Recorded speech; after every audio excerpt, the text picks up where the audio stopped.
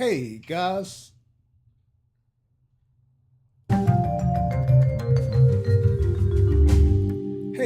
Frank here, your virtual aviation aviator, aka Sim Captain Frank White or Sim Captain White.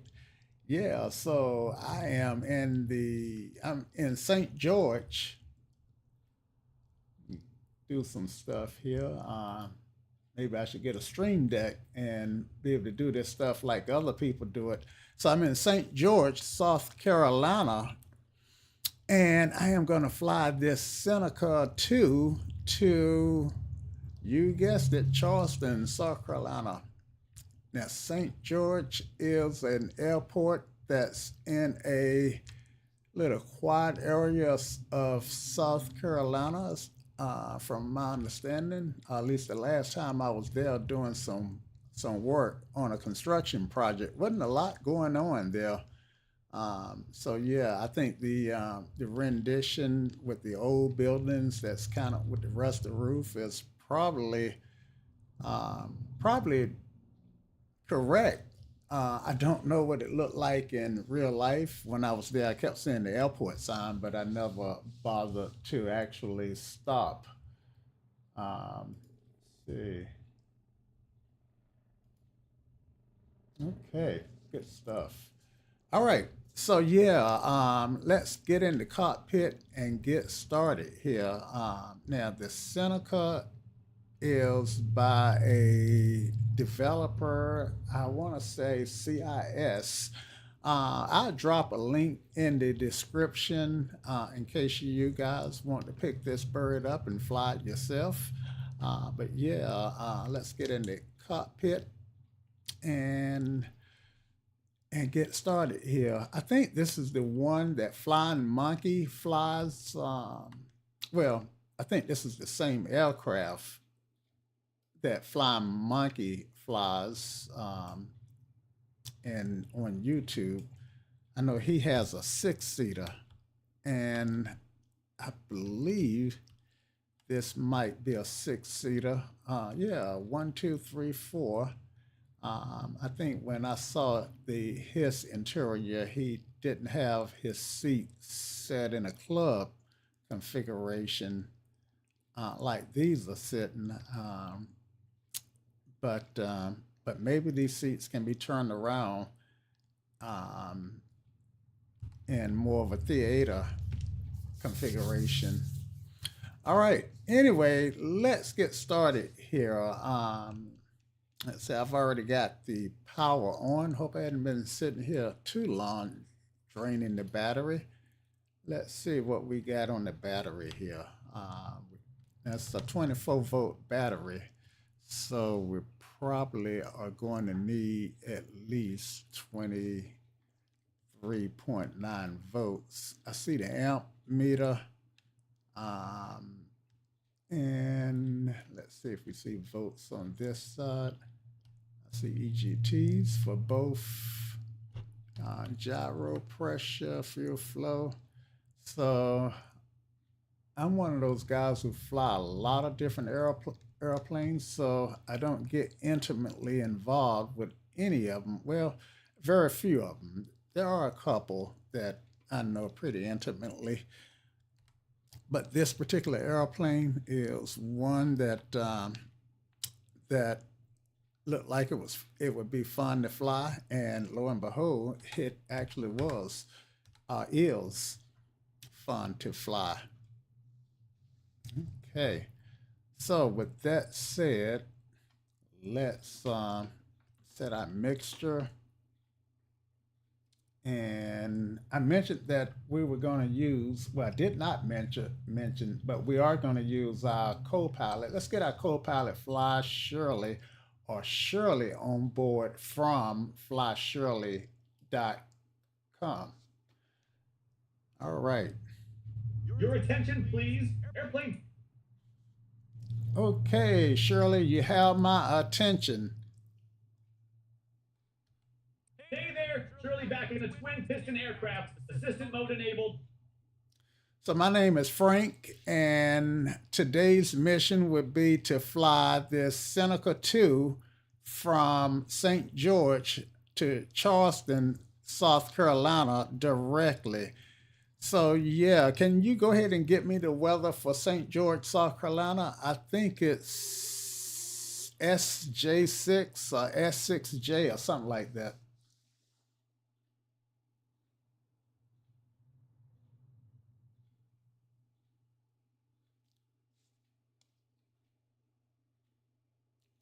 I was talking to you, Shirley. Let me check the weather at St. George 06J2 for you, Frank. 6J2.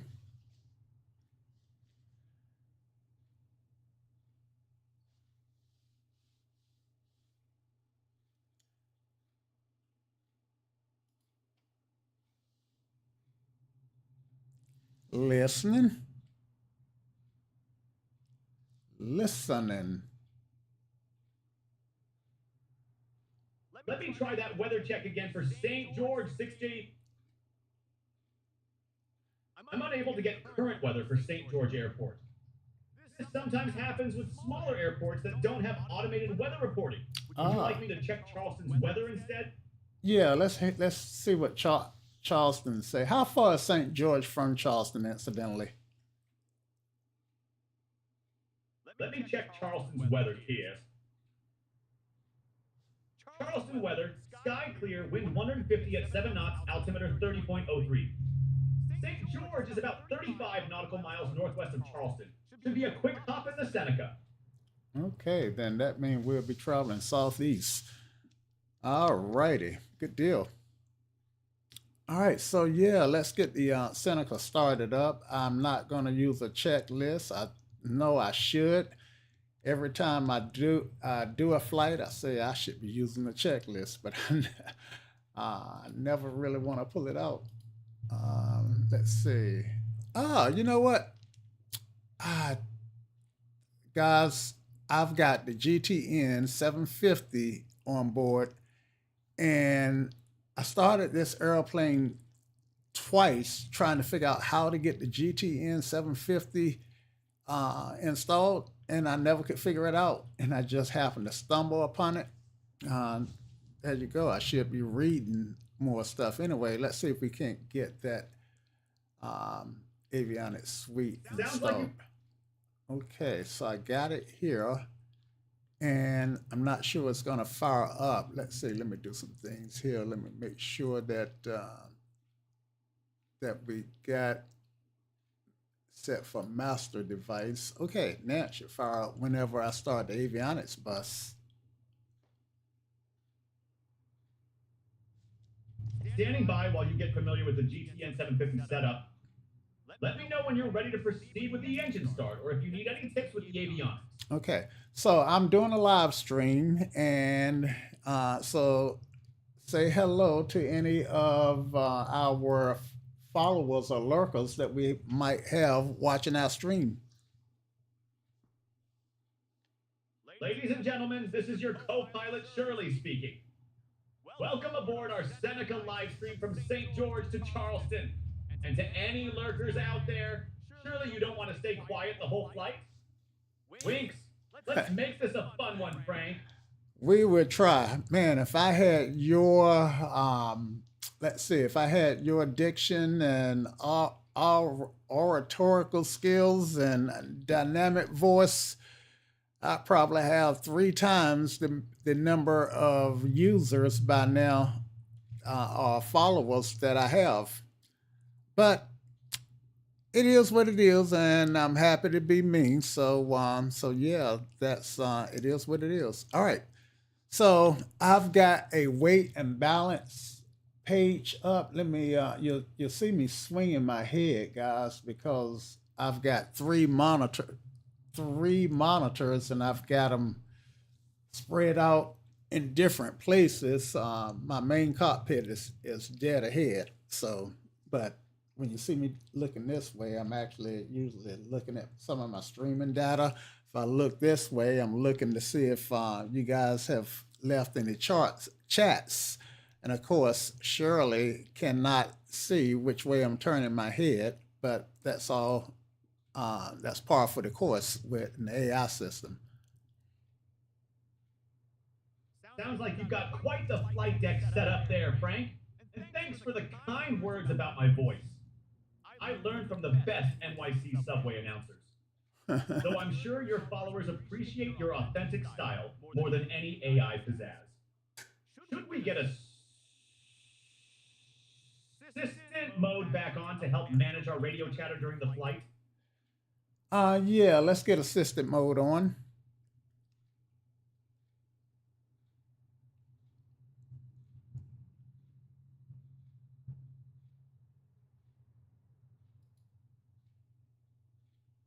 So what I'm doing now is I'm making sure I got enough fuel. I got 15.7 gallons in one engine and 15.6 gallons in the left engine.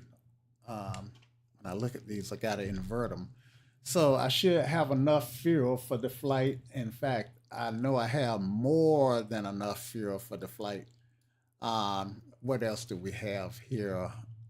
We've got, let's see, there's another housekeeping thingy I need to do. There we go.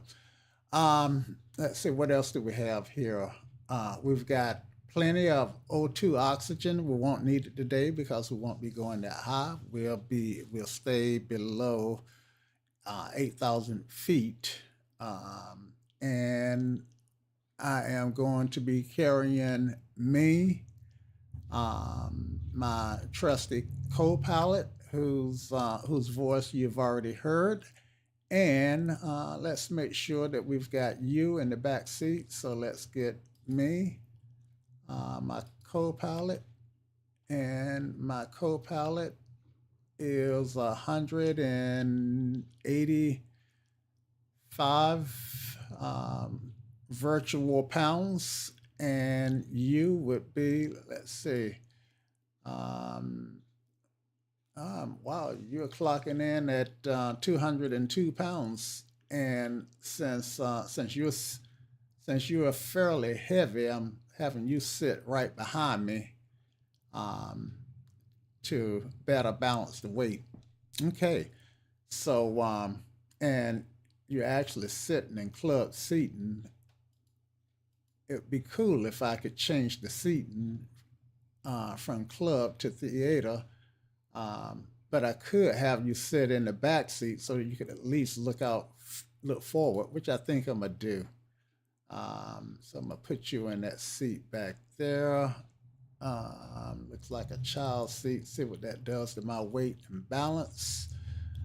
202, and yeah, weight and balance is still in the envelope, so we are happy. Okay, now live streaming. What could possibly go wrong?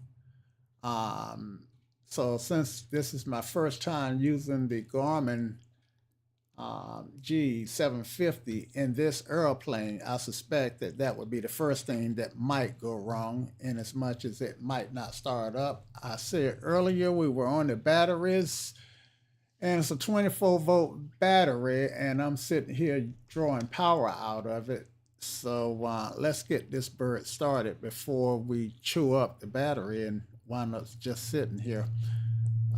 Okay, so first things first, let's go ahead and make sure that the parking brake is set, not to get confused with the flap lever.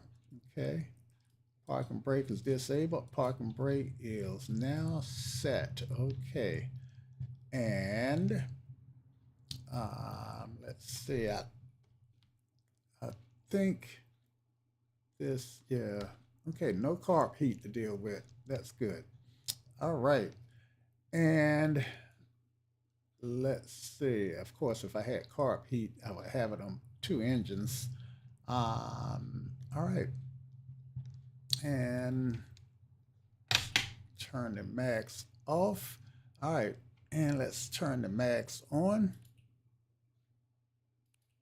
Okay, I got the right max on.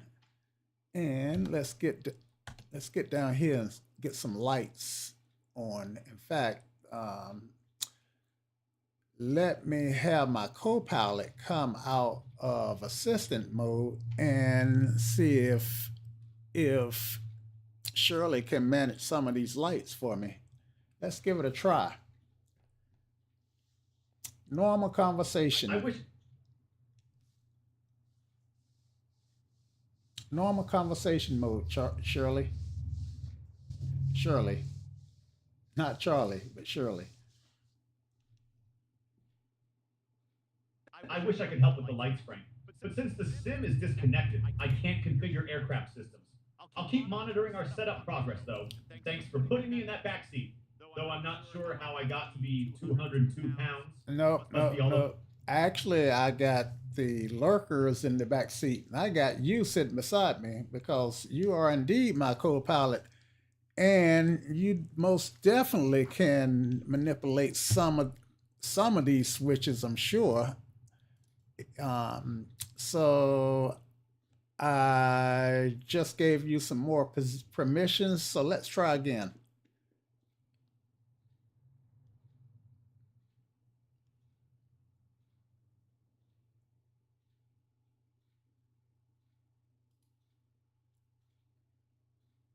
And while you're trying to see what you can touch, I am going to go ahead and start my engines.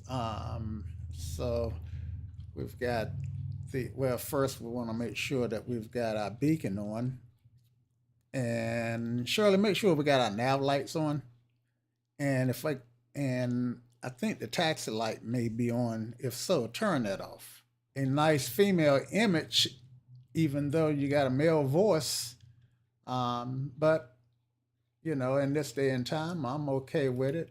I believe in live and let live. Actually, Frank, I'm a female AI with a distinctive NYC subway announcer voice. Think more along the lines of, stand clear of the closing doors, please. But enough about me. I see the engines are still cold. Would you like me to monitor engine parameters while you get them started? That would be fine. Okay, so we're about to start the number 2 right engine, and I want to pop my window open and holler, clear prop, even though, all right, and here we go. Clear prop! I'll keep an eye on those engine parameters for the right engine start. Right engine is running. Let's check the oil pressure. Oil pressure is in the green. Oil temp is coming up, so it's cylinder head temp. And we've got a good start on that engine. All right, let's get ready with the left engine. We want to make sure that we glance at the RPMs and the oil pressure after it starts up. Right engine parameters looking good. Ready for left engine start. Clear prop. Okay, got RPMs and we got positive oil pressure in the green. All right, so our oil temperature should be coming up. And let's see if we can't turn on the panel. I want to turn the panel lights up because this can be a dark cockpit, and it just help people who may watch. Both engines showing good. Both engines are showing good parameters. Stable at about 750 RPM. I noticed the landing light is still on though. Would you like me to switch that off until we're ready for taxi?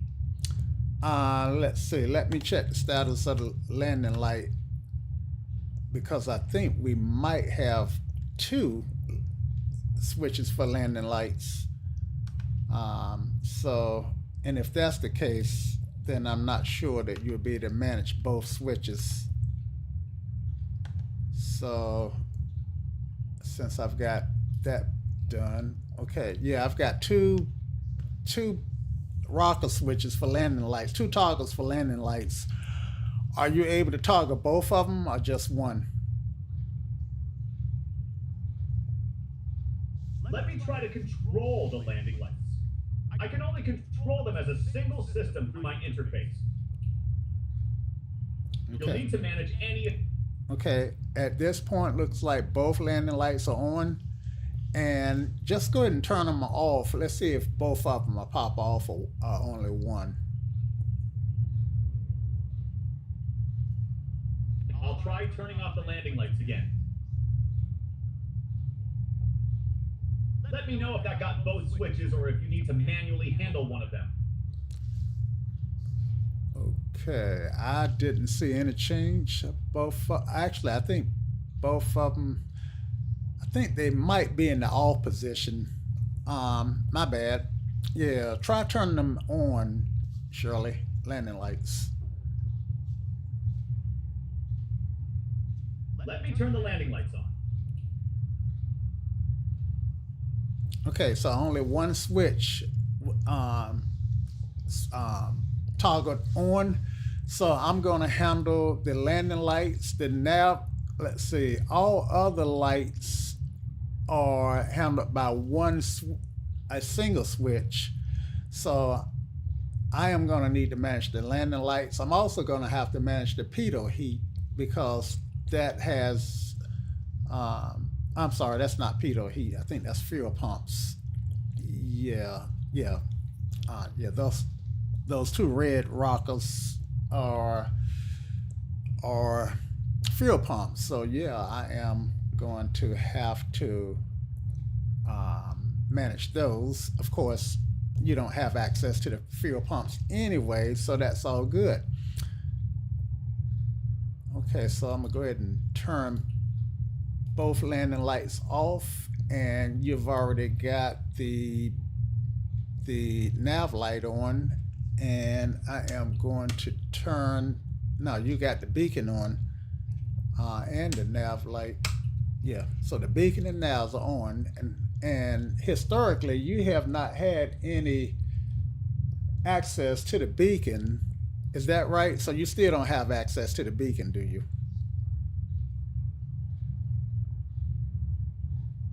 That's correct. I can only control nav lights, taxi lights, landing lights as a single system, and strobes.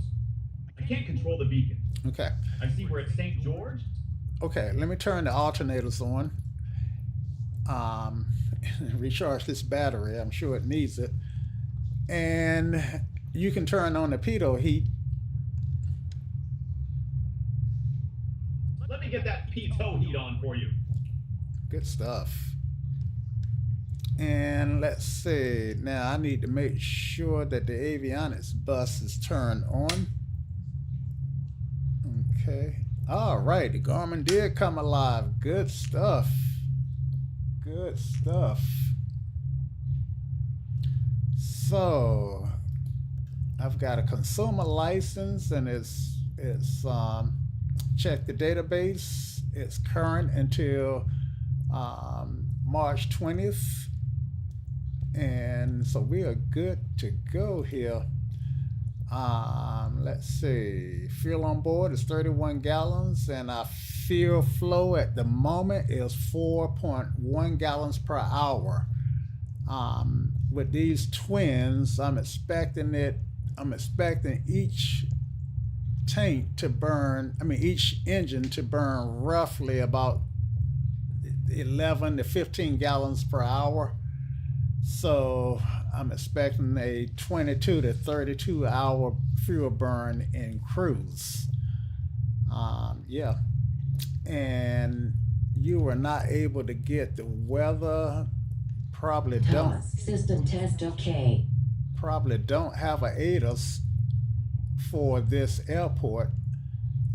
If I can click on this touch screen and find the airport, then maybe I can get waypoint information, and I hit frequencies. Okay, so I did find an ADAS frequency for St. George. Try 124.750, Shirley. And let's see if we can't listen to the ADAS. Make it active on COM 1, please. I'll I'll tune COM1 to the AWAS frequency. No, that should be COM1 should now... that should be the ADAS frequency. We got a different frequency for AWAS. Let me try the correct AWAS frequency. Well, hold on, Looks hold like on, we're at 6G. hold on, because right now we got 124.75 ADAS tuned in, and I'm looking at some frequencies in the 750, so that's where I'm getting this information from. And I am not hearing any ADAS, so now you can try making the AWAS frequency active, which is 119.575. I'll tune COM1 to the AWAS frequency. COM1 should now be on 119.575 for the AWAS. Okay, try it again because it didn't change. I'll try setting COM1 to 145 again. I see COM1 is still showing 124.750. Okay, You might need to handle the yeah, no worries. I would change that myself. But you were able to change the you were able to set the ADAS frequency. So I'm not sure why it wouldn't change to the AWAS frequency. It might be the 5. This aircraft may be set up not to handle that third digit. I'm not sure, but anyway, I've just made it active, so we should be listening on COM1. Let me turn the volume up because I am not hearing a thing. I see from the state data that TM1 is actually on 119.57 now. That might explain why we're not hearing anything. Would you like me to try setting it to exactly 119.575? Sometimes these small differences in frequency matter for AWAS reception. Yeah, I'm looking at the readout on the communications panel, and it does says that it's set to AWAS. The communications panel says it's set to 6J2 AWAS. And I'm gonna try going back to the ADAS and seeing what happens. Roger that. I noticed assistant mode got disabled. Would you like me to re-enable it while you check those frequencies? No.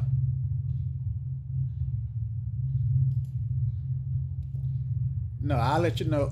I will let you know when to go into assistant mode.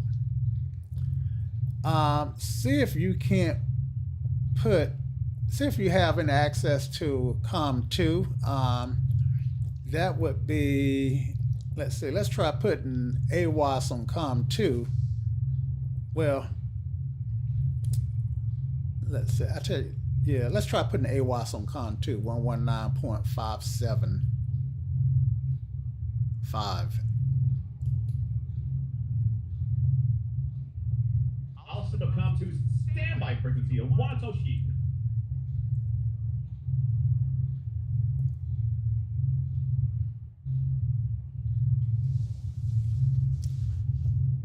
And it didn't change. I got 119.3 and it's holding there. So I'm gonna dial it up to 57.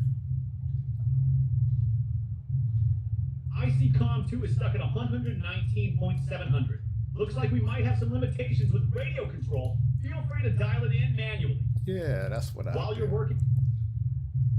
Okay. So let's see if listen to it on COM2. And no joy on COM2, no joy on COM1. All right, so we'll just go ahead and dial in the Unicom frequency 122.8 and make it active in COM1, please. I'll set COM1 to Unicom 122.8. Good stuff. All right, and now go ahead and make that radio call. Let's see.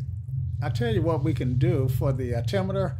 If we can find the field elevation, then we would know what to set our altimeter to. So I do have an information button here, and the field elevation is 85 feet. So let me set. With field elevation of 85 feet and our current MSL altitude showing 81 feet, your altimeter setting needs a slight adjustment. Would you Yeah. like me to change? All right, so I'm gonna set it to 29.908, and that should give us pretty much what we need. And just Roger that. power cycle those avionics again. I see we're at 6G, pointed about 060 degrees with both engines idling nicely at 7116 RPM. Okay, Let me know when you want to make. now what I need to do is find a, Pause. System test OK. yeah, okay, looking at the windsock, then I want to take off in the direction the airplane is pointed to. Let's see, let me go back to see what my runway orientations are again. Boy, this G750 is nice because I can see my runways and see where I'm at. Okay, so I'm gonna take off on runway 5. Yeah, 5 and 23 are my orientations, and yeah, we'll take off on runway 5. So I go ahead and make the call on AWAS, not AWAS, but Unicom. Okay. St. George traffic, Seneca 4406 Foxtrot is taxiing to runway 5 for departure to the southeast, St. George. Okay, so that's made. And okay, if you would get those taxi lights for me, Shirley, we would be on our way. I'll turn on the taxi lights for you. Okay, altimeter is altitude reporting. Transponder is altitude reporting. The altimeter is set. No chalks or anything holding us back. So let's give it a little breakaway power to get rolling.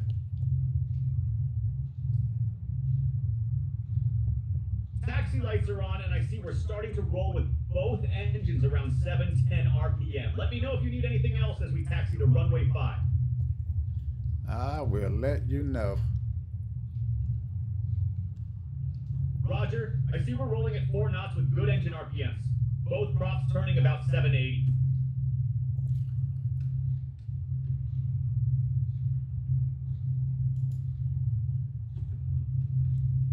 Let's see, so looks like we don't have any choice but to back taxi. So let me go ahead and make that call. St. George traffic, Seneca 4406 Foxtrots, back taxiing to runway 5, St. George. Okay, clear right and clear left. Thought I had keys set up. Let me, it's always some housekeeping to do. Glance left and glance right. Okay, so I do have keys set up. I thought I had some assigned. Oh man, let's see. Okay, there we go. Non-lock was off. All right. Taking the runway. I don't see anything coming on either side. Add power for breakaway thrusts. Yeah, I would imagine, I don't know how much use this airport gets. Whoa. A little easy. Should be a little bit more gentle on these rudder pedals. Okay, back taxiing. We'll make a 180 once we get to the end of the runway.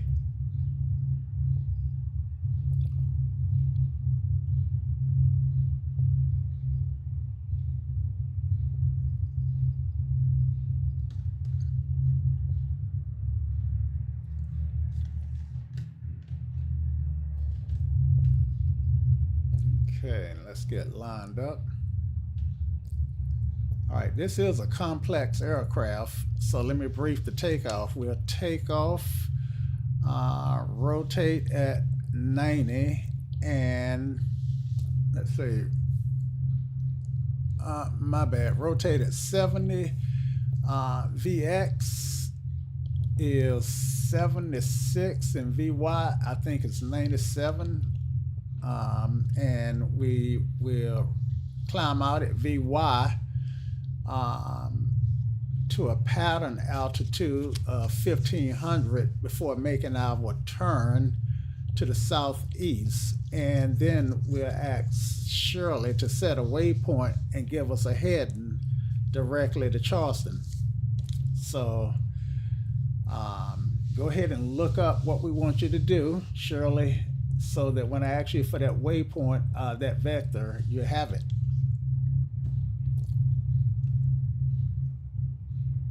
Okay, here we go. Put some flaps in. One notch of flaps, 4 power, and let's get our landing lights on. Okay, landing. I'll turn on the landing. Yeah, you can't. You can only manage one light, so I'm managing the landing lights, but you can turn the strobes on. I'll turn on the strobes for takeoff. Good stuff. All right, here's our second attempt for taking off. So lights, camera, and let's make sure our whiskey compass is aligned. It is. Action. Power here. Strobes are on. We're lined up on runway 5. I'll have that Charleston waypoint ready for you after we reach pattern altitude of 1500 feet. 80 knots. Rotate. Positive rate. Gears coming up. Gear up. Lead book. Positive rate. Climbing through 150 feet at 1300 feet per minute. Looking good. Looking good. Looking like we should. Climbing well through 600 feet. Once we reach 1500 feet pattern altitude, I'll have that heading to Charleston International, KCEHS ready for you. Sounds good.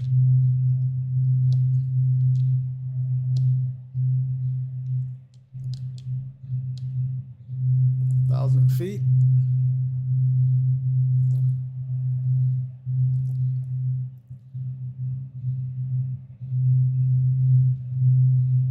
Okay, Shirley, we're coming up on 1500 feet. So what heading do I want to turn to, and which way do I want to turn?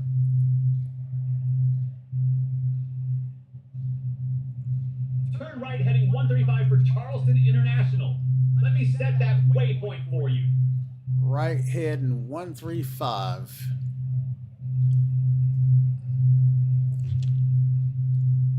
I am still climbing here. Let me pull this power back.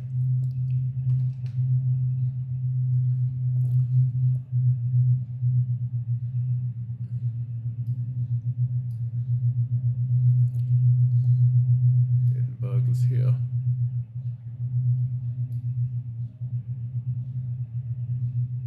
Okay.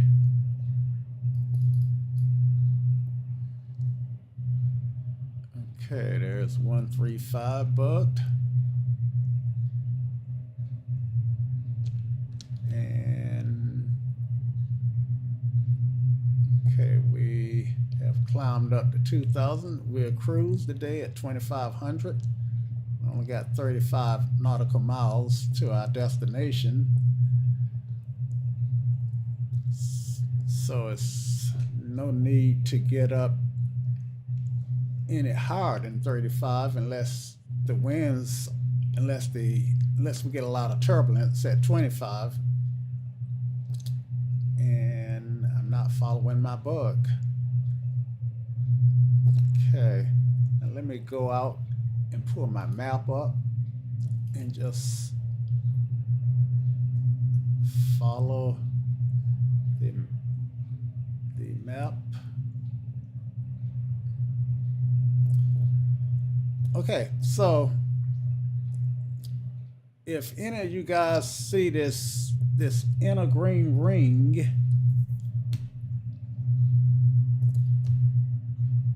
on the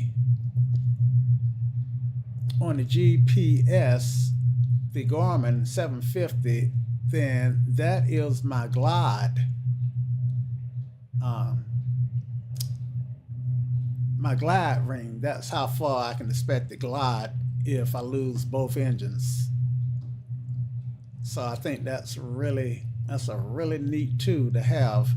And this is a complex aircraft, so things that I should do is I need to set the manifold pressure, check my cylinder head temps, my EGT, and my RPMs.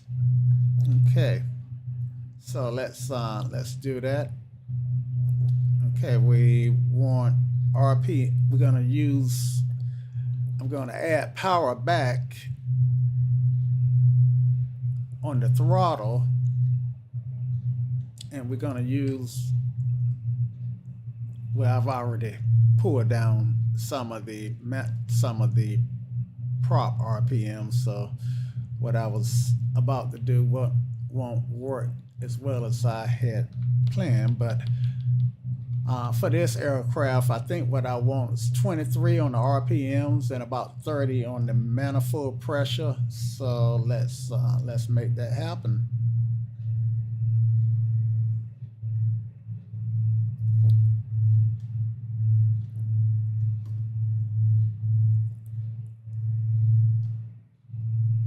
Okay, there we go. And we just flew through our planned altitude of 2,500.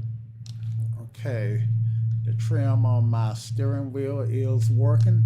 The steering wheel on my yoke is working. All right, there's 2,500. And fly the airplane first, so that's what I'm doing. Let me turn back to my heading and fly the airplane first. First thing we want to do.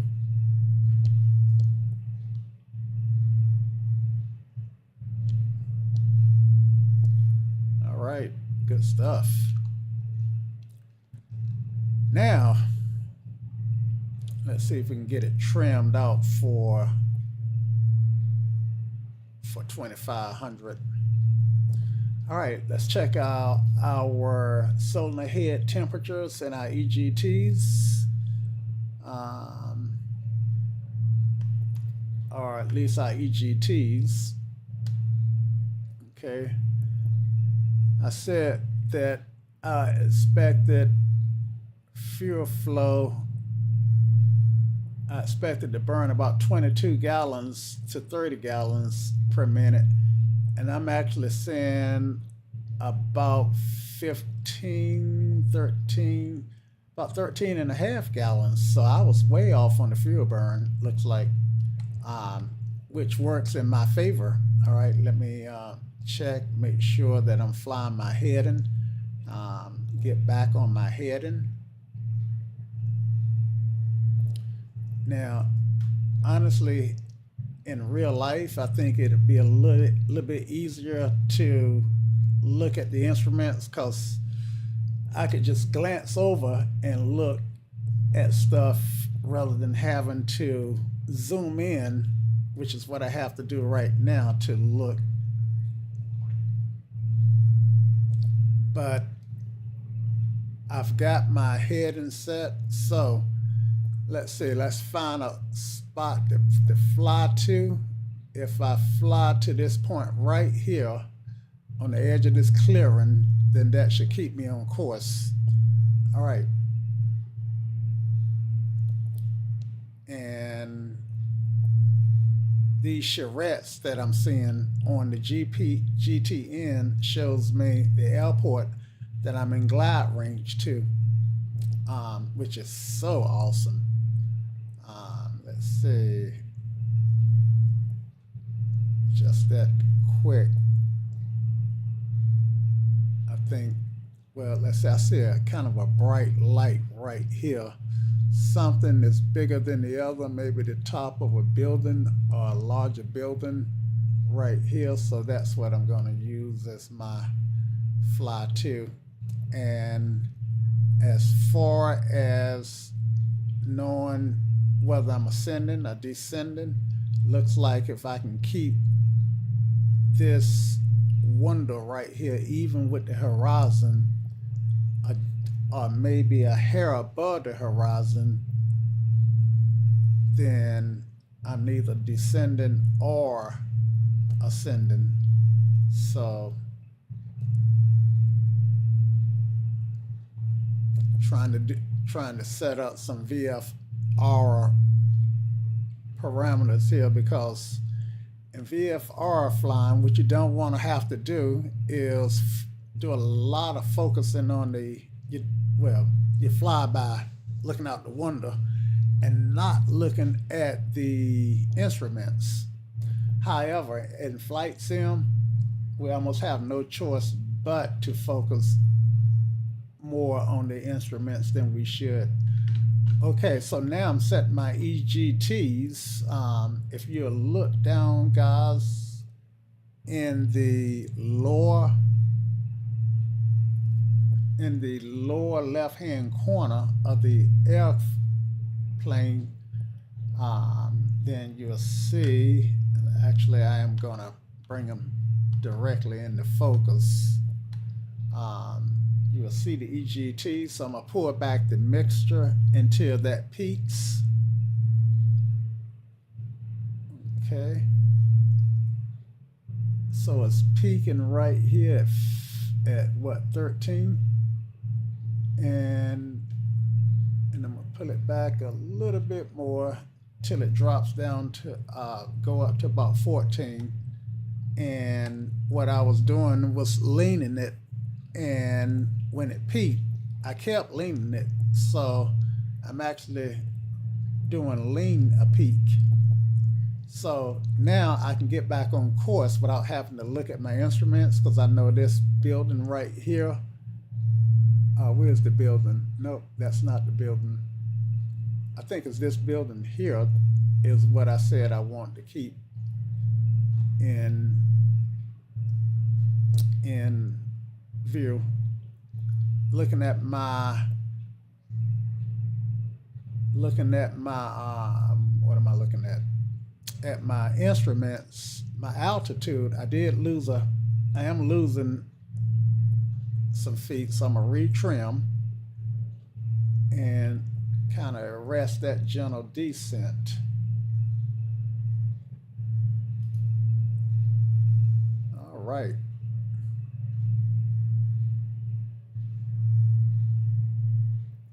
I noticed we're about 9.6 nautical miles from Charleston now, cruising at 2,500 feet. Would you like me to monitor our distance and call out when we should start planning our descent? Also, assistant mode got disabled. Would you like me to re-enable it? I disabled it myself, so no, you don't need to re-enable it just yet. In fact, yeah, I took it off because I wanted to. I see an airport out the windscreen, and I want to let you know, get your thoughts on what I wanted you to tune my radios so I can listen to the ADAs on COM2 at Charleston, or if you can't tune them, then let me know.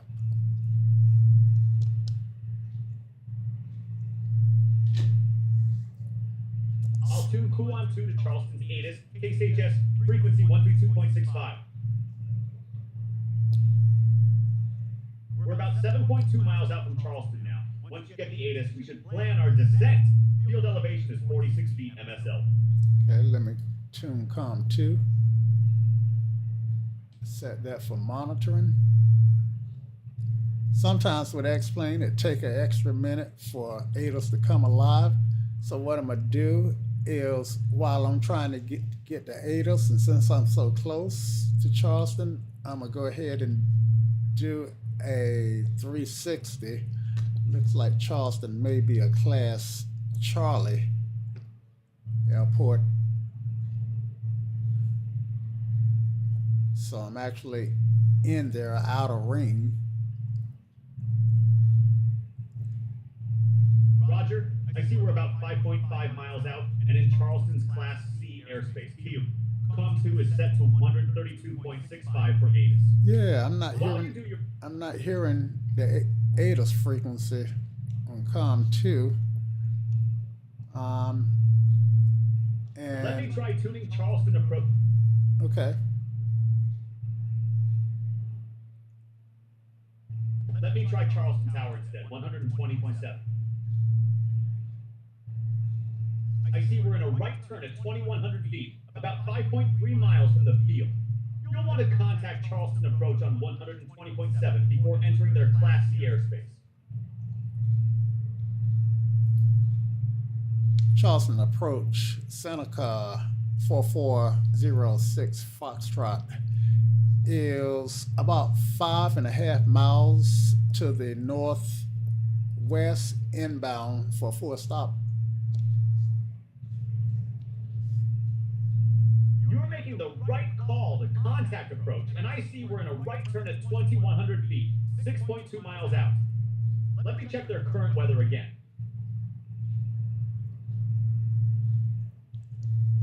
Winds are 160 at 12 knots.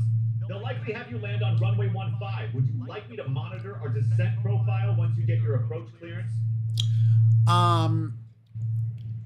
Go ahead and set tower up on COM 1 for me, make it active, and yeah, let's see.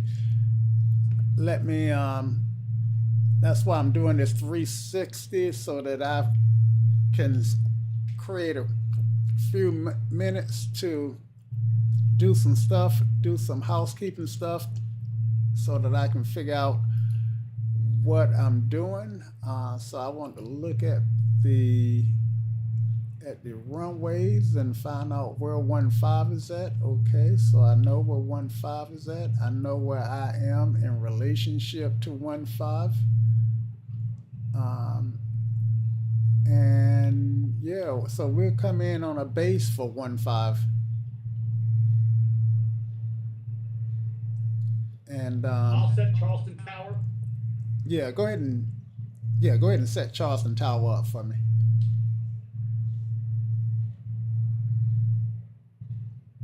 I'll set Charleston Tower at 27 on COM 1. Perfect. I see.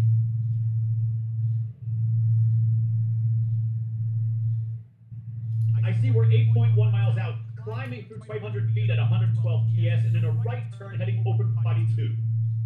Since we haven't heard back from approach yet, would you like me to try setting up approach frequency 119.3 instead? No,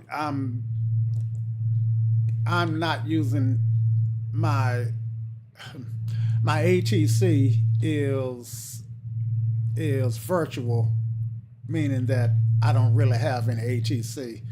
So I'm assuming I'm gonna I hate to use the word pretend, but pretend the ATC has replied and they have given me a right base, so I can start that descent for runway 15.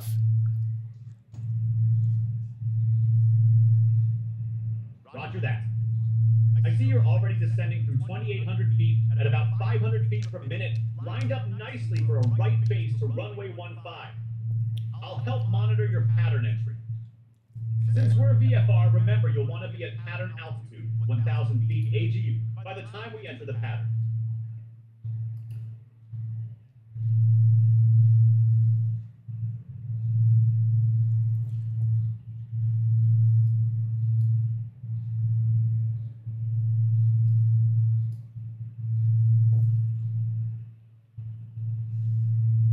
Okay, so this looks like I'm just gonna need to turn final for 1.5.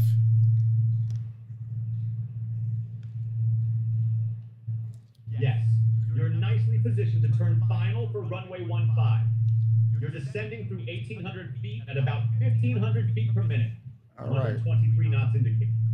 So approaches told me they handed me out the tower, so I'm making the tower frequency active, and tower has cleared me to land, so I'm gonna repeat back the instruction. Clear to land, runway 15, Seneca 4406 Foxtrot.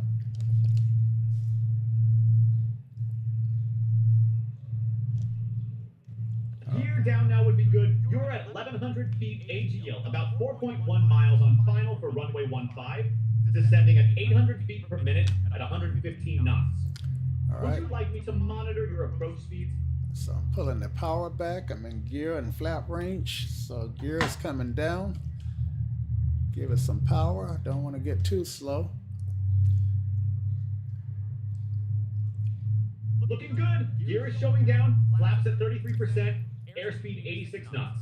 You're about 3.4 miles out on final for 15, tracking the center line nicely at 770 feet AGL. Descent rate of 1,000 FPM is a bit steep. You might want to add a touch of power to manage that. Okay, looks like I'm on the slope. Got a little bit too Looking much good power on the in. glide. Got a little bit too much power in, so take power out and trim it up a little bit. Slow it down. Another notch of 2.4. flaps. And let's do a stereo cockpit, please. 500. Stabilized on final, 500 feet, 84 knots, to 267 FPM descent rate. Gear down, flaps 67%. 80 knots.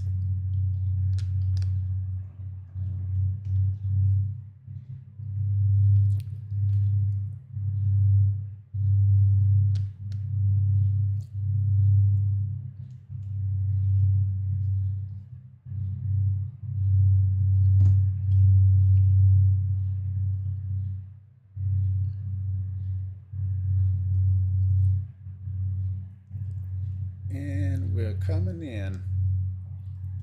We're stable.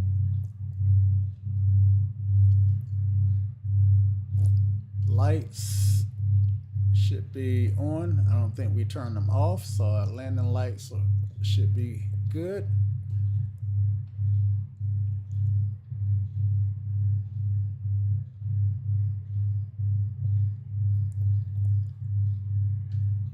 All right, eyes to the end of the runway, so we'll know when to flare. And we'll flare, pull that power back.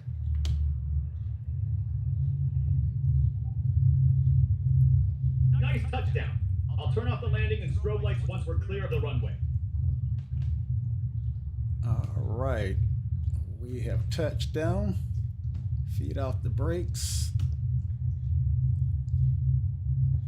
And we will vacate to the left.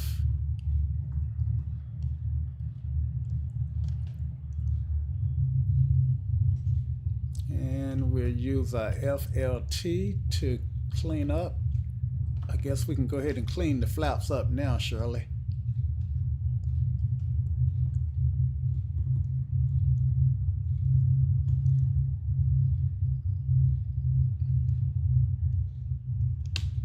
I'll help clean up. Ooh. Flaps coming up, and I'll get those lights adjusted for taxi. Well, if I take my eyes off the runway, then off the winch. Yeah. Okay. So, all right, flaps are out. All right, let's get these landing lights out. And Shirley, you can turn off the strobes.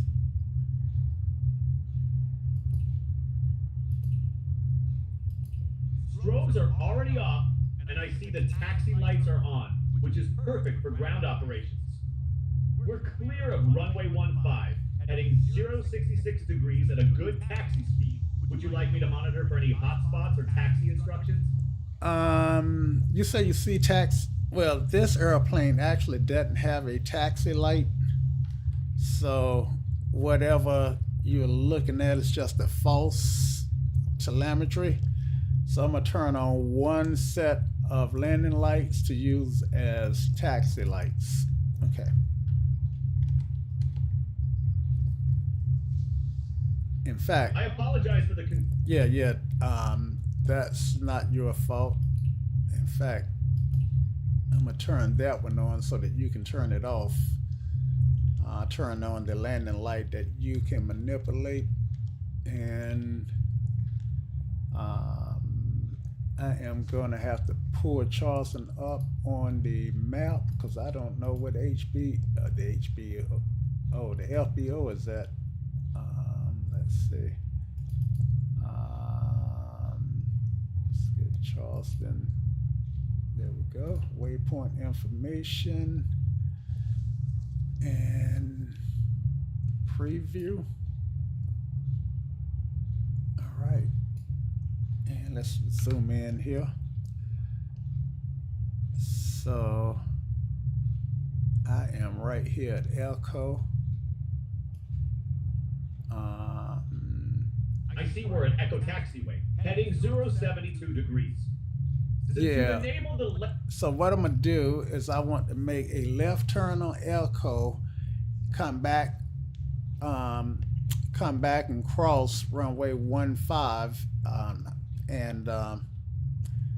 and go to the hangars over there. Okay. Roger. I see we're stopped on Echo Taxiway at 72 degrees. Since you want to head to the hangars, I'll help monitor while you make that left on Echo, cross runway 15, and taxi to the ramp area. Would you like me to turn off that landing light once we're parked? Yes, once we're parked, yes. All right. Looks like we making a decent little flight here. Of course, this is the perfect day for flying. It's not hot, it's not cold, it's sunny. This is a good day for real world flying. So why am I sitting here in front of the simulator? Maybe because it's a lot cheaper. Beautiful day indeed, but hey, sim flying keeps those skills sharp and lets us practice it without burning that 7-gallon avgas. That's right. That's right. And speaking of good days for flying, those props are still turning at about 1,800 RPM. Would you like me to help with shutdown checklist items once we get to our parking spot? I see we're taxiing at 9 knots, heading 327. You know, you said that, and I was so caught up in trying to do a pattern entry, I neglected to do a glance check, and I came in with props and mixture not full forward. So that's a testament how important it is to do those checks. Okay, crossing runway 1533 now.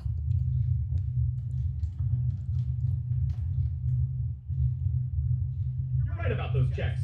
I should have caught that too. We crossed 1533 safely, and I see we're at 8 knots heading 2075 to the hangar area. Want me to kill that landing light once we're parked? Yeah, once we're parked. Once I make the next stop, then I should be ready for shutdown. Roger that. I see props still at 11 feet 2 and 975 RPM. We're rolling at feet knots heading 238. Once you stop, I'll help with shutdown by killing that landing light. And you can bring those mixers to idle cutoff. Before I bring the mix, after you shut the lights off, go ahead and set the parking brake for me. And then I shut the mix. Then I shut the engines off. I just like to have my parking brake set before I shut the engines off.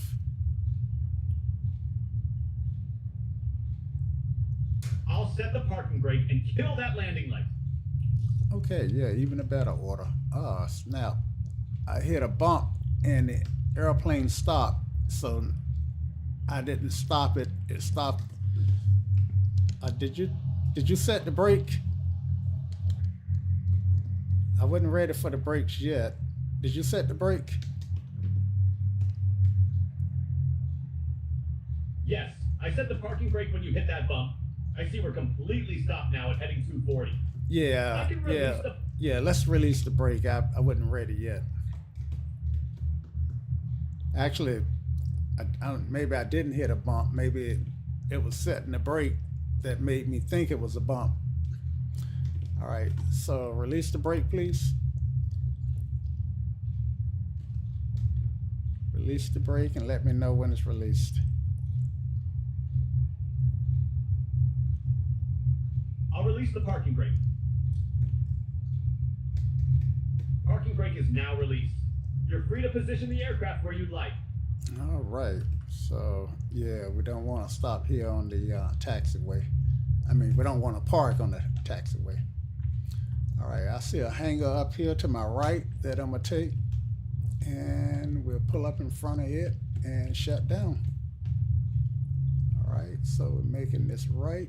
If you look at the telemetry headings, you'll see that we just did a 90-degree right, and we'll do a 90-degree left and shut that, stop and shut down.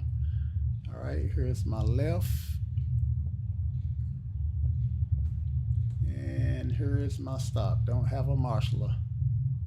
So we'll stop and lights and brakes, please.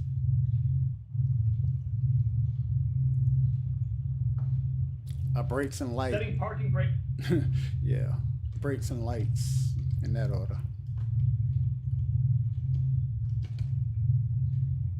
Setting parking brake and turning off landing lights. Parking brake set, lights are off. Ready for engine shutdown when you are. Engines are shut. Engines are leaned.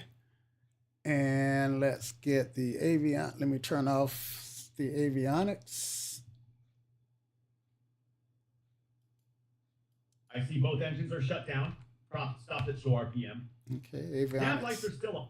Avionics are off. Let's turn down. Let's turn off the. Let me get down here so I can turn the alternators off. And we'll turn. Let's see. I think we got everything else turned off. Let's turn the mags off. I see the nav lights are still on. Would you like me to turn those off? Yeah, you can turn the navs looks off. Like and the pitot heat can come off. Everything on that panel should be off.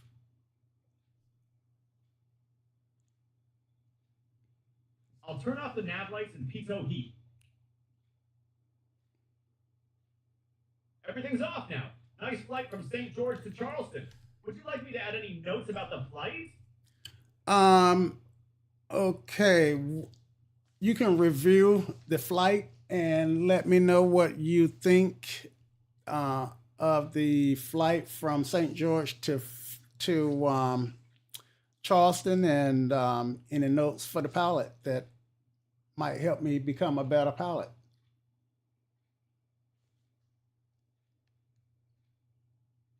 I'll add some notes about the flight. Overall, It was a good VFR flight from 6J2 to KCHS. Your pattern entry and energy management were solid, though we did have that one learning point about the pre-landing checks. The rest of your procedures and radio work were spot on, and you handled the Class C airspace entry professionally. Nice job on that crosswind landing, too. Wind was 160 at 12 knots, and you greased it. Cool. Okay, well, thank you, Shirley, and thank you for being my co-pilot. Let's see if I can't reach across you and open up the door so that you can get out and wave your virtual goodbyes, and I'll climb through and do the same, and we'll walk away in different directions, I guess. My car's parked at a different place than yours. So thanks, my friend. Thanks for a great flight, Frank. Waves goodbye while walking toward my virtual subway conductor's car. And hey, surely we'll fly together again soon. Don't call me Shirley. Have a good one, Captain. Disappears into the Charleston afternoon.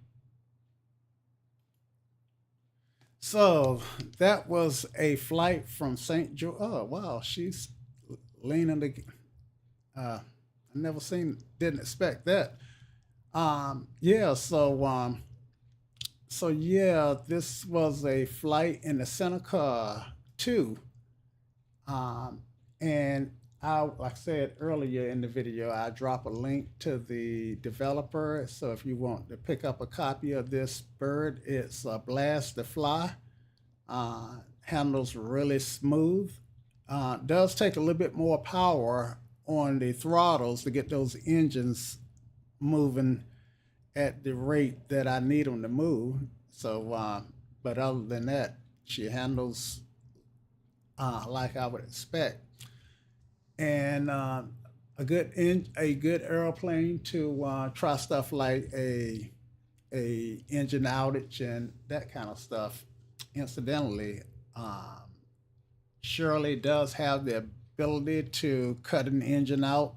So yeah, I can have Shirley surprise me with a engine outage or something. Anyway, I am babbling on.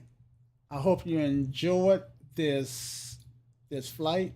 So all I can say is that until next time. Y'all come back now. Cheers.